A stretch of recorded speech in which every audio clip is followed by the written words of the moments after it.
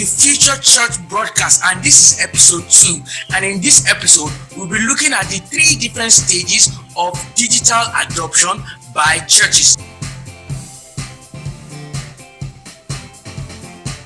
All right, in the past few weeks, we've all seen how the conditions in the earth have made us to have to adjust, in our lifestyles and adjust in, many things. There's a lot of disruption that has gone on around us that has made us have to shift.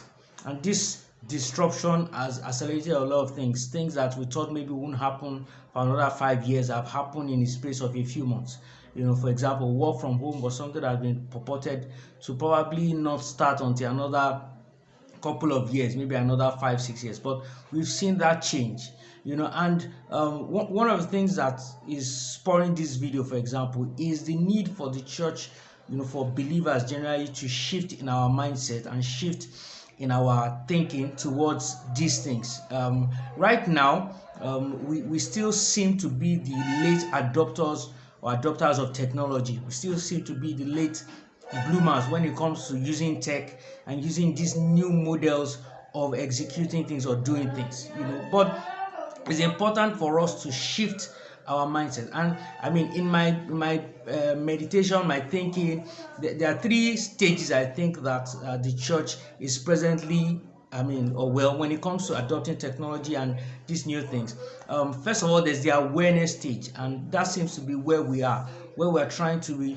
For many of us, it is news that there's technology that can do this, and for many of us, we've had to adjust and shift our positions, shift our normal way of doing things, shift from a traditional mindset of doing church to a digital mindset, shift from a global mindset where we are focused on being everywhere to a digital mindset where we're trying to connect with individuals. But that aside, a lot of information has to go, and that's why books are beginning to roll out, videos are beginning to roll out, people are beginning to get more aware of the fact that technology is a tool that can be used for kingdom advance, as against our old mindset where we are struggling with technology, where we think technology is something that is demonic or devilish, and all that. So we are presently in that stage, and of course, as awareness begins to grow, what will happen is that it will lead us to the next stage, which is the stage of adoption, where we now become comfortable with this, where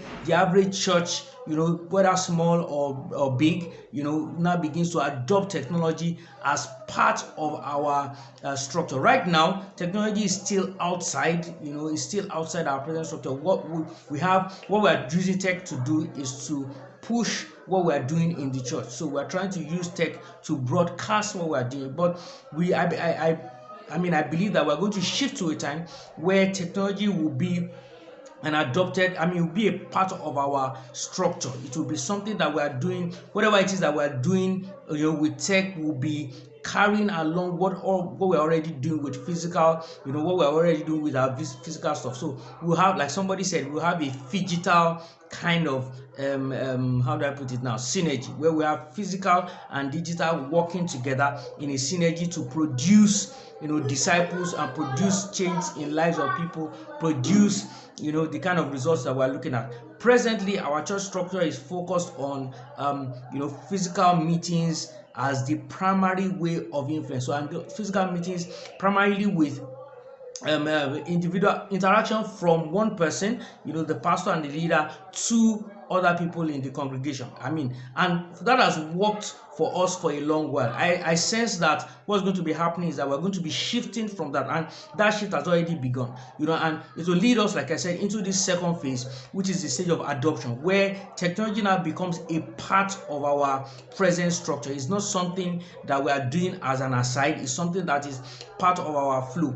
So considering that, we need to begin to change our mindset, begin to find how tech can be a part of our development, how tech can be a part of, how we can evolve from just using technology as a tool, as an end in itself, or instead as a means to an end, and the end being discipleship, the end being, impacting the nations, the end being discipling the nations, where we can begin to use tech. So we need to begin to consider that we need to move from digital communication to digital mission.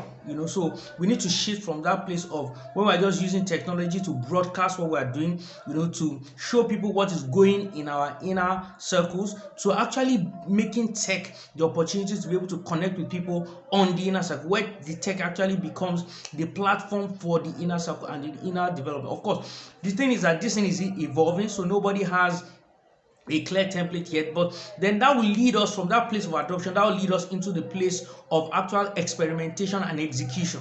And it is in the experimentation and the execution that we begin to develop models. We begin to find out what is working right now, what is not working again, and begin to adjust ourselves, and then we can now come up with models that can work. So we start from the awareness level. We need to move from that awareness level of being aware of the possibilities that tech can do and the things that tech can do, in accomplishing the Great Commission, to the place of adoption, where we now accept it as part of our structure. We accept it, we create models, we create infrastructure that can support the execution of tech, and then move from that place to the place of execution, where we now have existing structure, where we have existing modus operandi, documented processes that we know we can follow through and follow up with. I hope this has been helpful for you. Thank you. God bless you.